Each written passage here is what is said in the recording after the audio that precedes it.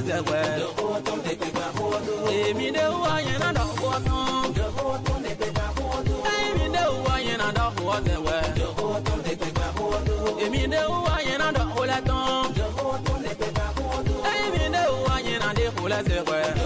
vais vous dire tout simplement, vous qui n'êtes pas de Banamé, vous qui n'êtes pas céleste, vous qui n'êtes pas catholique et vous aimez les choses endogènes, je vais vous dire tout simplement de contacter quelqu'un pour être sécurisé, pour être protégé contre la sorcellerie. Il s'appelle Runokan Azemadawa. Son numéro c'est 94 85 37 90. Il est à Rome. Il est fort, il est puissant et il n'a jamais dit qu'il est Dieu. Il dit toujours, j'utilise ce que Dieu a créé avec la connaissance que Dieu m'a donnée et j'essaie de sauver les gens de la misère, de la pauvreté, de la malchance et de tout ce qu'il y a. Merci et à tout à l'heure. Bonsoir la famille, bonsoir mes chers amis. Franchement, je suis très content après le discours de notre ministre Maïga, ministre du Mali. Moi, je suis dans une joie immense, très immense, parce que c'est ça un leader, c'est ça un patriote, c'est ça qu'on appelle défendre sa patrie. Il a fait aux yeux de tout le monde entier. Et vous savez, quand tu fais du bien, la population va te reconnaître cela. Regardez cette vidéo, comment il a été accueilli en triomphe, c'est-à-dire tout le Mali est bloqué. Quand il a quitté les États-Unis là après le discours, il est rentré chez lui.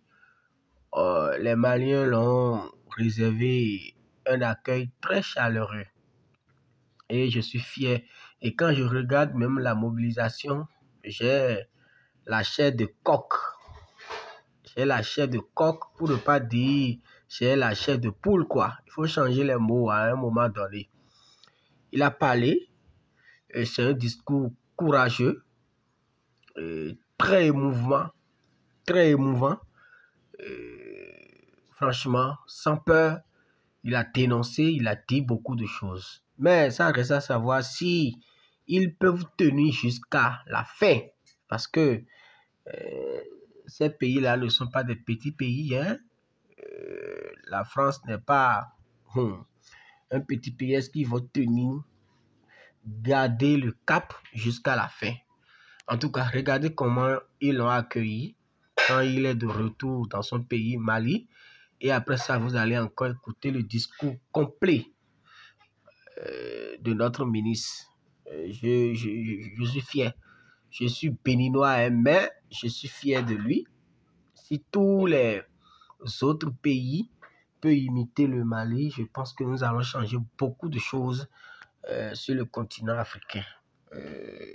Ne partez pas sans vous abonner. Il faut vous abonner.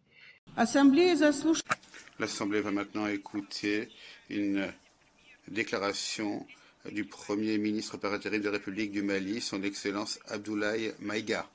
Je prie le protocole d'escorter son Excellence. J'ai le plaisir de souhaiter la bienvenue au Premier ministre par intérim de la République du Mali, son Excellence Abdoulaye Maïga. Je l'invite à s'exprimer devant l'Assemblée.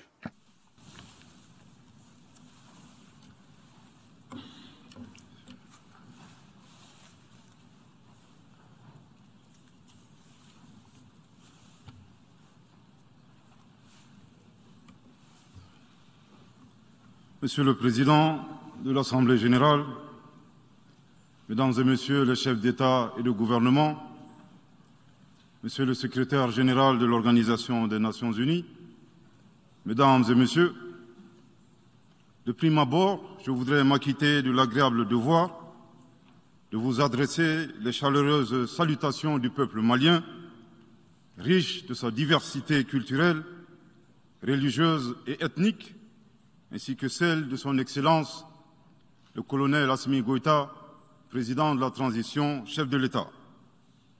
Monsieur le Président, votre brillante élection à la présidence de cette 77e session de l'Assemblée générale et la fin des travaux de la 76e session de l'Assemblée générale, brillamment conduit par votre prédécesseur, Son Excellence M. Abdullah Shahid, de la République des Maldives, m'offre l'heureuse occasion d'adresser à vos Excellences les chaleureuses félicitations de tout le Mali.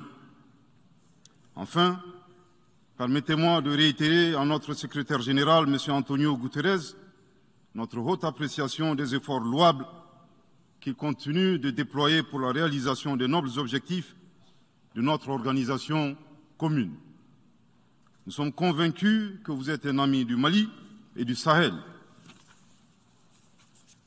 L'amitié reposant sur la sincérité, souffrez que je vous exprime mon profond désaccord suite à votre récente sortie médiatique, au cours de laquelle vous prenez position et vous vous exprimez sur l'affaire des 46 mercenaires ivoiriens, qui est une affaire bilatérale et judiciaire entre deux pays frères. C'est évident que la qualification judiciaire des infractions liées à cette affaire ne relève pas des attributions du secrétaire général des Nations Unies.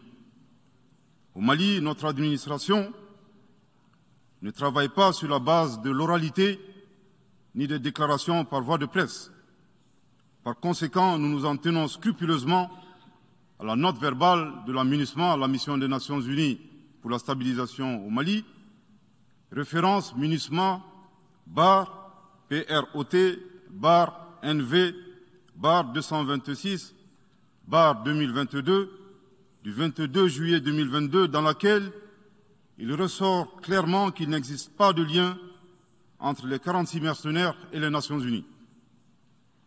Les récentes synchronisations des actions et l'harmonisation des éléments de langage consistant à faire passer le Mali, mon pays, de statut de victime à celui de coupable dans cette affaire des mercenaires sont évidemment sans effet. Excellence, Monsieur le Secrétaire général, votre position sur l'affaire des mercenaires a été suivie par certains responsables d'Afrique de l'Ouest. Donc, c'est sous votre couvert que nous leur adresserons des messages. À l'endroit du président en exercice de la CEDEAO, M. Umaro Sissoko Embalo, qui affirme, je cite, « On vient de voir avant-hier la déclaration du secrétaire général des Nations Unies qui dit que ce ne sont pas des mercenaires. Moi, à la place des Maliens, j'aurais relâché ces 49 soldats. » Fin de citation. Je voudrais très respectueusement signifier à ce dernier qu'il existe un principe de subsidiarité, d'ailleurs au contour flou entre la CEDEAO et les Nations Unies, et non un principe de mimétisme. Également, il est important de lui préciser que le secrétaire général des Nations Unies n'est pas un chef d'État et le président en exercice de la CEDEAO n'est pas un fonctionnaire. Par conséquent, il serait indiqué qu'il ne banalise pas la CEDEAO. Enfin, il est utile de rappeler au président en exercice de la CEDEAO qu'au Mali, les autorités n'interfèrent pas dans les dossiers judiciaires et respectent l'indépendance de la justice. Donc, nous n'avons pas vocation à interpeller ou relâcher. Ceci relève de la fonction judiciaire. Aussi, M. Umaro Sissoko Embalo doit être conscient du fait qu'il est le dépositaire d'un lourd héritage et de plusieurs sacrifices qui ont fait la renommée de cette organisation. La dynamique ayant fait la grandeur de la CEDEAO ne doit pas être brisée. Par ailleurs, nous avons pris acte de la menace de sanctions proférées contre le Mali et loin d'être impressionnés par des sanctions, je voudrais signaler au président en exercice de la CEDEAO qu'à la fin de son mandat, les peuples ouest-africains le jugeront sur les efforts qu'il a fournis pour améliorer les conditions de vie des populations et non des shows médiatiques servant des agendas étrangers. À l'endroit de M. Bazoum, il remarquera que le gouvernement de la transition n'a pour le moment jamais réagi à ces propos injurieux pour deux raisons cumulatives. La première raison tient au respect de l'héritage laissé par nos ancêtres, qui consiste à ne pas répondre aux injures par des injures. La seconde relève de l'identité de M. Bazoum, l'étranger qui se réclame du Niger. Nous savons que le peuple nigérien, frère du Mali, se distingue par des valeurs sociétales, culturelles et religieuses très riches. M. Bazoum n'est pas un Nigérien, son comportement nous le reconforte totalement dans notre constat. Excellence, Monsieur le Secrétaire général, le Mali tirera toutes les conséquences de droit de vos agissements. Devant Dieu et en leur âme et conscience, nous demandons à ceux qui refutent notre version d'indiquer s'ils accepteront que les militaires ayant dissimulé leurs identités en mettant sur leur passeport qu'ils sont peintres, maçons, etc., avec des armes débarquent dans leur aéroport sans que le pays de destination n'ait été au préalable informé et dans le dessein funeste de déstabiliser ce pays. S'ils ne l'acceptent pas en tant qu'État, si cela n'est pas possible à Lisbonne ou ailleurs, le Mali non plus ne l'acceptera pas en tant qu'État et ce ne sera pas non plus possible à Bamako ou dans une autre localité malienne. Monsieur le Président, une nouvelle ère des solutions porteuses de changement pour relever des défis interdépendants. Thème de cette 77e session de l'Assemblée générale suscitera l'espoir de meilleurs jours pour le Mali, à la condition que le bilan sans complaisance de l'ancienne ère soit établi, que les enseignements soient tirés et que les recommandations objectives soient formulées. Une fois cet état franchi, je ne doute pas qu'à travers notre action collective, nous réussirons à pacifier les multiples foyers de tension dans le monde, mais aussi à promouvoir un développement harmonieux et lutter efficacement contre les pandémies, la dégradation de l'environnement et le réchauffement climatique, les inégalités et les politiques de domination et de prédation des ressources. Depuis le mois d'août 2020, le Mali, mon pays, se trouve dans un processus de transition qui prendra fin le 26 mars 2024 par le transfert de pouvoir aux autorités élues. D'ici à cette échéance et conformément aux recommandations des Assises nationales de la refondation, les autorités de la transition se sont engagées dans 2 chronogrammes convenus avec la CEDEAO à faire des réformes politiques et institutionnelles avant d'organiser des élections dont l'objectif ultime est de refonder l'État malien, afin qu'il réponde aux aspirations profondes et légitimes de notre peuple à la paix, à la sécurité, à la bonne gouvernance, au développement et à la stabilité institutionnelle durable au Mali. Dans cette perspective, je suis heureux de souligner que certaines avancées majeures ont déjà été réalisées, notamment la promulgation de la loi électorale, qui comprend entre autres la création de l'autorité indépendante de gestion des élections, dont l'installation est à un stade avancé, ainsi que la mise en place d'une commission composée d'éminentes personnalités de toutes les composantes de la société malienne, chargée de la rédaction de la nouvelle Constitution. Monsieur le Président, sur un autre plan, peu de gens savent que le Mali est le seul pays au monde dans lequel se superposent et se déroulent simultanément 4 types d'insécurité: le terrorisme, les conflits communautaires manipulés par les terroristes et leurs sponsors étatiques étrangers, la criminalité transnationale organisée et les actions violentes d'individus isolés. Parallèlement à ce processus de retour à l'ordre constitutionnel, le Mali continue de mener une lutte sans merci contre les acteurs de l'insécurité, en particulier les groupes extrémistes qui sont responsables de toutes sortes d'abus contre nos paisibles populations. En ce qui concerne le Mali, je suis heureux et fier de vous annoncer que les groupes terroristes ont été sérieusement affaiblis et la peur a même changé de camp. Cependant, ces groupes criminels gardent encore et toujours une certaine capacité de nuisance dans leur tentative désespérée de porter atteinte à notre intégrité territoriale et de terroriser nos populations. Les vaillantes forces de défense et de sécurité du Mali restent déterminées à faire face à toutes les menaces d'où qu'elles viennent, sous l'impulsion de son Excellence le colonel Assimi Goïta, président de la transition, chef de l'État.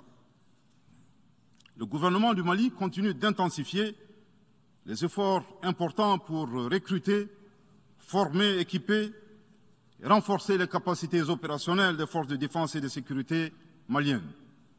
Je dois dire ici que les actions offensives menées jusque-là ont permis à nos forces de remporter des victoires décisives contre les forces obscurantistes. Elles ont également permis à l'État de reprendre pied et de réaffirmer son autorité sur une grande partie du territoire national, ainsi que de favoriser le retour de plusieurs milliers de nos compatriotes dans leur localité d'origine. Cependant, nous savons que la solution uniquement militaire ou sécuritaire a ses limites. C'est la raison pour laquelle, en appui à l'action militaire, le gouvernement du Mali s'est doté d'une stratégie globale et intégrée, comprenant des mesures politiques, sociales, de développement, y compris la fourniture des services sociaux de base à nos populations, durement affectées par la crise multiforme que nous traversons depuis janvier 2012, avec comme objectif la restauration de l'autorité de l'État sur l'ensemble du territoire national. Dans cette dynamique, le gouvernement du Mali a approuvé le 24 août dernier la stratégie nationale de stabilisation des régions du centre et son plan d'action 2022-2024. Cette stratégie traduit la volonté des autorités de la transition d'avoir une approche holistique de la stabilisation des régions du centre. Elle vise à faire du centre une zone stable et prospère où les communautés sont réconciliées et vivent en harmonie avec leurs voisins. Parallèlement, la mise en œuvre diligente et intelligente de l'accord pour la paix et la réconciliation au Mali, issu du processus d'Alger, demeure une priorité stratégique des autorités de la transition. En tant qu'instrument pacifique de résolution durable de crise que traverse le Mali dans sa partie nord, je dois dire que je suis particulièrement heureux des conclusions de la deuxième réunion de niveau décisionnel des parties à l'accord, tenue à Bamako du 1er au 5 août 2022. Cette importante réunion qui a regroupé les parties signataires et la médiation internationale a permis de lever certains obstacles afin de relancer le processus de mise en œuvre de l'accord. Poursuivant cette dynamique positive et progressive du processus de paix, la 6e réunion de haut niveau du comité de suivi de l'accord, CSA, s'est tenue à Bamako il y a à peine quelques semaines, le 2 septembre 2022. Cette session du CSA est un signal fort de la volonté des parties à s'engager dans une nouvelle dynamique en vue de parachever la mise en œuvre de l'accord. Je réaffirme ici notre attachement à ce processus, dont la réussite demeure l'une des conditions sine qua non de la stabilité durable du Mali. C'est le lieu pour moi de saluer une fois de plus le rôle actif de l'Algérie et l'accompagnement de l'équipe de médiation internationale. Je n'oublie pas ici la situation des réfugiés maliens dans les pays voisins, que je salue au passage pour leur hospitalité à l'égard des nôtres. Je n'oublie pas non plus celle de nos compatriotes déplacés internes. Je veux les rassurer que le gouvernement du Mali reste très attentif à leur situation précaire et que tous nos efforts visent à créer les conditions propices à leur retour dans la sécurité et la dignité en vue de leur participation effective à la vie de la nation. Monsieur le Président, dans sa difficile quête pour la paix, la stabilité et le développement durable, le peuple malien reste reconnaissant des efforts et des sacrifices consentis par la MINUSMA, de sa création en juillet 2013 à nos jours, visant à aider le Mali à restaurer son autorité sur l'ensemble de son territoire. C'est pourquoi je tiens à rendre hommage au nom du peuple et du gouvernement malien à la mémoire de toutes les victimes maliennes comme étrangères, civiles comme militaires, tombées sur le champ d'honneur au Mali. Cela dit, il nous faut reconnaître que près de 10 ans après son établissement, les objectifs pour lesquels l'aménagement a été déployé au Mali ne sont pas atteints, et ce, en dépit des nombreuses résolutions du Conseil de sécurité. C'est pourquoi le gouvernement du Mali réitère sa demande, maintes fois exprimée, d'un changement de paradigme, d'une adaptation de l'aménagement à l'environnement dans lequel elle est déployée et d'une meilleure articulation de cette mission avec les autorités maliennes. Dans cette perspective, il est extrêmement important pour l'aménagement de rester une force d'appui au Mali dans sa quête de stabilité. Le gouvernement du Mali dénonce les influences extérieures négatives et les tentatives d'instrumentalisation de certaines entités légalement présentes au Mali pour servir des agendas cachés, y compris à travers l'exploitation de la question des droits de l'homme aux fins de déstabilisation. Monsieur le Président, le monde se souviendra qu'après avoir été abandonné en plein vol le 10 juin 2021 par la France qui a unilatéralement décidé de retirer la force Barkhane du Mali, mon pays a été ensuite poignardé dans le dos par les autorités françaises. La précision est d'autant plus utile que nous refusons tout amalgame avec le peuple français que nous respectons. Les autorités françaises, profondément anti-françaises, pour avoir renié les valeurs morales universelles et trahi le lourd héritage humaniste des philosophes des Lumières, se sont transformées en une junte au service de l'obscurantisme. Je répète, les autorités françaises, profondément anti-françaises, pour avoir renié les valeurs morales universelles et trahi le lourd héritage humaniste des philosophes des Lumières, se sont transformées en une junte au service de l'obscurantisme. Je répète pour une dernière fois. Les autorités françaises profondément anti-françaises, pour avoir renié les valeurs morales universelles et trahi le lourd héritage des philosophes des Lumières, se sont transformées en une junte au service de l'obscurantisme. Obscurantisme de la junte française nostalgique de pratiques néocoloniales, condescendantes, paternalistes et revanchardes, qui a commandité et prémédité des sanctions inédites, illégales, illégitimes et inhumaines de la CEDEAO et de l'UEMOA contre le Mali et mon pays. Après plus de 10 ans d'insécurité et en fait des milliers de morts, autant de réfugiés et de déplacés internes, n'est-ce pas un sacrilège de mettre une population malienne victime de l'insécurité dans un pays enclavé sous embargo pendant 7 mois, en procédant à la fermeture des frontières et la saisie des comptes financiers du Mali. Grâce à sa résilience et à la solidarité de pays amis et des peuples africains, le peuple malien a tenu et a déjoué les pronostics de ses adversaires. Obscurantisme de la junte française qui s'est rendue coupable d'instrumentalisation des différences ethniques, en oubliant si vite sa responsabilité dans le génocide contre les Tutsis au Rwanda, coupable également de tenter désespérément de diviser les Maliens, enfants d'une même famille. Enfin, obscurantisme de la junte française qui a violé l'espace aérien malien en y faisant voler des vecteurs aériens tels que des drones, des hélicoptères militaires et des avions de chasse plus d'une 50aine de fois, en apportant des renseignements, des armes et munitions aux groupes terroristes. Afin de se donner une bonne conscience, la junte française accuse le Mali de n'avoir pas été reconnaissant en se gargarisant de la mort regrettable de 59 soldats français au Mali lors de diverses opérations de lutte contre le terrorisme. À cette triste accusation, nous rappelons que dans la majorité des interventions d'officiels maliens et des cérémonies, nous rendons systématiquement un hommage à l'ensemble des victimes de l'insécurité au Mali, sans distinction de nationalité, donc y compris les 59 Français décédés.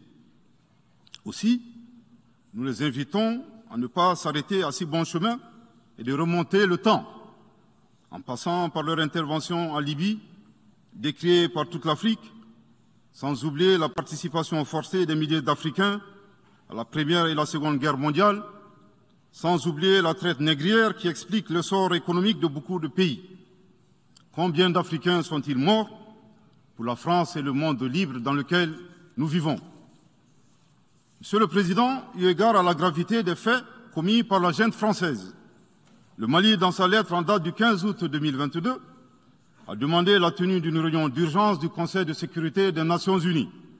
Cette réunion a pour objet de permettre au Mali de présenter les éléments de preuve en sa possession, démontrant que l'armée française a agressé en de maintes reprises mon pays, en violant de manière répétitive et fréquente l'espace aérien malien, sans autorisation des autorités maliennes, et parfois en falsifiant des documents de vol. Plus grave, Monsieur le Président, le Mali sera en mesure de prouver que la junte française a fourni des renseignements et des armes à des groupes terroristes. Le gouvernement du Mali s'interroge sur les raisons qui poussent cet État membre du Conseil de sécurité, de surcroît assurant la présidence de cet organe, à faire obstacle au débat en vue de la manifestation de la vérité. Le monde doit être édifié sur les faits graves qui se sont déroulés au Mali et qui sont à la base de l'aggravation de l'insécurité et de la déstabilisation du Mali et du Sahel. Par la saisine du Conseil de sécurité, le gouvernement du Mali entend mettre cet important organe chargé à titre principal du maintien de la paix et de la sécurité internationale face à ses responsabilités et dénoncer les agissements de la junte française contre mon pays. Ces actes hostiles sont incompatibles avec la Charte des Nations Unies et son statut de membre permanent. Il y va de la crédibilité de notre mécanisme commun, de l'efficacité de la lutte contre le terrorisme, mais surtout, il y va de l'intégrité de l'Organisation des Nations Unies, qui repose entre autres sur le respect des engagements internationaux, de la légalité internationale et de la Charte des Nations Unies. Monsieur le Président, il semble opportun pour le Mali de demander votre implication personnelle auprès du Conseil de sécurité des Nations Unies afin que notre demande aboutisse pour que cesse la duplicité et la guerre par procuration imposée à mon pays. Monsieur le Président, dans la lutte contre le terrorisme et l'extrémisme violent, le gouvernement du Mali est fortement interpellé sur la question des droits de l'homme. Je tiens à souligner que les droits de l'homme constituent avant tout des valeurs qu'incarne chaque Malien. Aussi, le gouvernement du Mali reste déterminé à les respecter et à les faire respecter, conformément à sa politique de tolérance zéro contre l'impunité. Et cela par fidélité à nos valeurs ancestrales inscrites dans la charte de Kouroukanfouga, proclamée en 1236 par l'empereur du Mali, Soundiata Keïta. Le Mali, berceau de grandes civilisations, héritier de grands empires, terre de brassage, d'hospitalité et de tolérance, fait de la promotion et de la défense des droits de l'homme une priorité nationale. C'est pourquoi je réaffirme avec force que les opérations militaires des forces de défense et de sécurité du Mali sont conduites dans le strict respect des droits de l'homme et du droit international humanitaire. Cependant, comme je viens de le souligner, le gouvernement du Mali s'oppose avec véhémence à l'instrumentalisation de la question des droits de l'homme à des fins politiques, de positionnement, voire de chantage ou d'intimidation. De même, nous regrettons la sélectivité observée entre les droits des populations dont des villages entiers sont massacrés et rasés, qui ne suscitent presque pas d'indignation particulière, et la manipulation communicationnelle faisant passer des terroristes neutralisés sur le champ de bataille pour des civils innocents. Monsieur le Président, pour terminer, je dirais que le peuple malien a décidé de prendre son destin en main.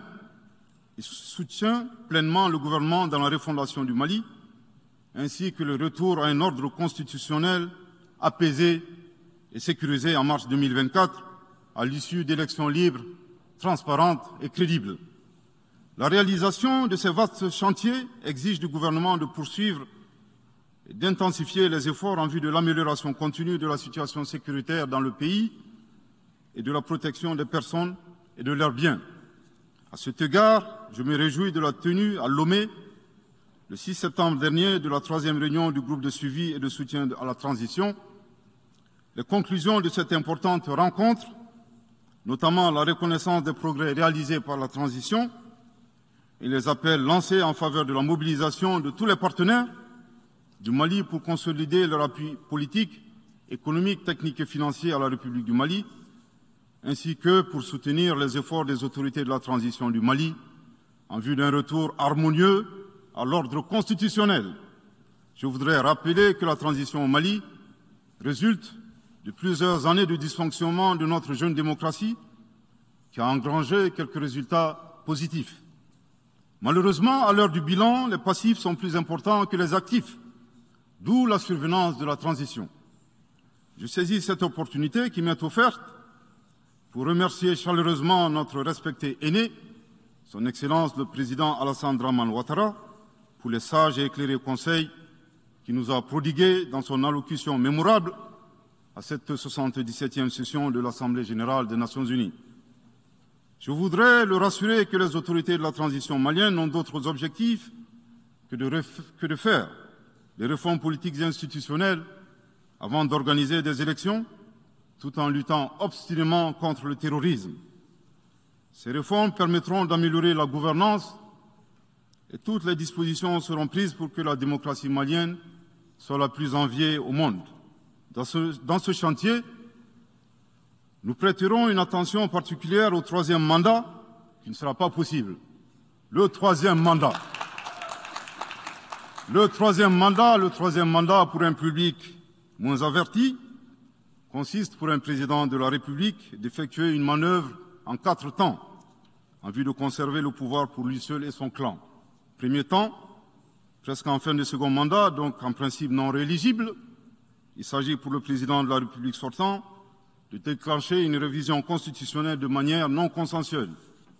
Deuxième temps, au cours de cette révision constitutionnelle, le président de la République sortant modifiera quelques dispositions constitutionnelles. Troisième temps, une fois la nouvelle constitution adoptée, sur fond de crise politique naturellement, le président sortant devient candidat en violation de la limitation du nombre de mandats à 2. Sa candidature est alors justifiée par l'adoption de la nouvelle constitution et le prétexte est tout trouvé.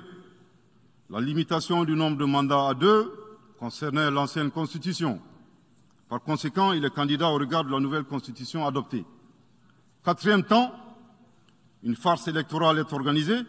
Forcément, il remporte les élections et s'ensuit une chasse impitoyable aux opposants politiques, dont certains sont arrêtés, d'autres s'exilent et d'autres assassinés. Les allégeances sont obtenues grâce au pouvoir de l'argent, le clientélisme et les intimidations. Dans un langage plus simplifié et en référence à une métaphore footballistique, le troisième mandat est une magie. C'est l'art de se dribbler soi-même tout en gardant le ballon.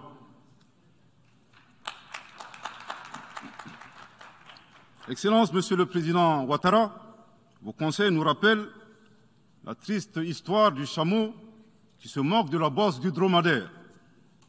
Malgré les efforts tangibles de la transition malienne, dans la mise en œuvre des chronogrammes des réformes politiques et institutionnelles et celui des élections saluées par la communauté internationale, Madame la ministre des Affaires étrangères de la junte française, à qui le Mali n'a pourtant rien demandé, a estimé qu'il n'y avait pas eu de progrès, oubliant que nul ne peut aimer le Mali plus que les Maliens eux-mêmes. Sa position singulière et son adversité ne nous surprennent guère.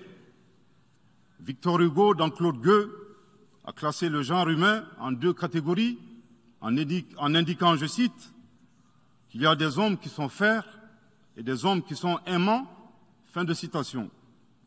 Madame le ministre, dont il s'agit malheureusement, n'est ni fer, ni aimant, elle est hideusement sui generis. Devant l'incertitude et les situations étrangères, le peuple malien adopte une attitude prudente. C'est ce que l'écrivain et le sage Amadou Hampâté-Bâ met en relief en conseillant dans l'étrange destin de Wangrin que, je cite, « Si observer est une qualité, savoir se taire préserve de la calamité ». Fin de citation. Madame le ministre de la junte française, le Mali vous conseille de vous contenter d'observer sa situation. C'est l'occasion pour moi de saluer les relations de coopération exemplaires et fructueuses entre le Mali et la Russie, tout en réaffirmant que le Mali reste ouvert à tous les partenaires qui souhaitent l'aider à relever les défis multiples qui l'assaillent, dans le respect strict de sa souveraineté, de son unité et de la dignité du peuple malien. Le Mali rappelle que, conformément à la vision du colonel Assimi Goïta, président de la transition chef de l'État, 3 principes guident l'action publique nationale. Premier principe, le respect de la souveraineté du Mali. Deuxième principe, le respect des choix stratégiques et de partenaires opérés par le Mali. Troisième principe, la prise en compte des intérêts vitaux du peuple malien dans les décisions prises. En application de ces principes, le Mali reste disposé à poursuivre et à renforcer ses relations de bon voisinage avec l'ensemble des pays qui l'entourent. De même, le Mali, fidèle à son engagement panafricain, continuera à œuvrer au sein des organisations sous-régionales et régionales pour la réalisation de l'intégration africaine. Également, l'atteinte des objectifs de la transition requiert l'accompagnement de l'ensemble des partenaires du Mali, y compris les Nations Unies. J'en appelle donc aux amis du Mali à rester mobilisés aux côtés du gouvernement en vue de l'aider à relever ensemble ces défis importants. Pour la grande majorité des États du monde, convaincus par le respect mutuel et le partenariat gagnant-gagnant, je leur garantis que les portes du Mali leur sont grandement ouvertes et les Maliens les accueilleront les bras ouverts. Pour la minorité qui serait tentée de ne pas respecter ces principes, nous leur promettons qu'ils feront face à des millions de Assimi Goïta, soucieux de défendre leur honneur, leur dignité et leurs intérêts vitaux. Je terminerai en donnant 2 conseils aux nostalgiques de la domination. Ayez le sens de l'empathie en traitant les autres comme vous voudrez être traités ou en ne faisant pas aux autres ce que vous ne voudrez pas qu'on vous fasse. Le second conseil, revoyez vos copies, revoyez vos modèles, revoyez vos logiciels pour intégrer le changement de mentalité et l'évolution du monde dans vos grilles de lecture et d'analyse. Sortez du passé colonial et entendez la colère, la frustration, le rejet qui remonte des villes et campagnes africaines, des populations africaines, et comprenez que ce mouvement est inexorable. Grâce au principe de la multiplication fractale, vos intimidations et vos actions subversives n'ont fait que grossir le rang des Africains soucieux de préserver leur dignité. S'il n'était qu'une centaine aux indépendances, aujourd'hui nous sommes des millions, et demain, tant que les paradigmes inégalitaires demeureront, nous serons des milliards. Le Mali et son peuple ne seront pas des spectateurs face aux assauts et l'adversité. Pour chaque mot employé de travers, nous réagirons par réciprocité. Pour chaque balle tirée contre nous, nous réagirons par réciprocité.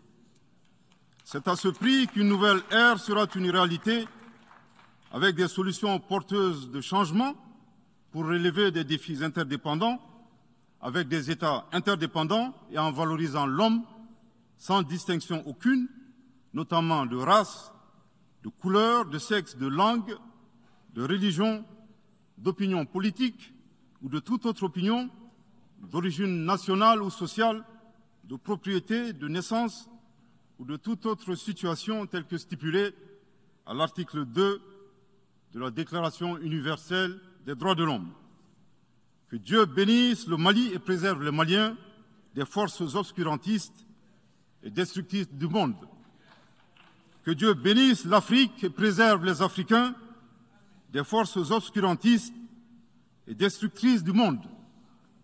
Que Dieu bénisse le monde et préserve l'humanité entière des forces obscurantistes et destructrices du monde. Je vous remercie de votre très aimable attention.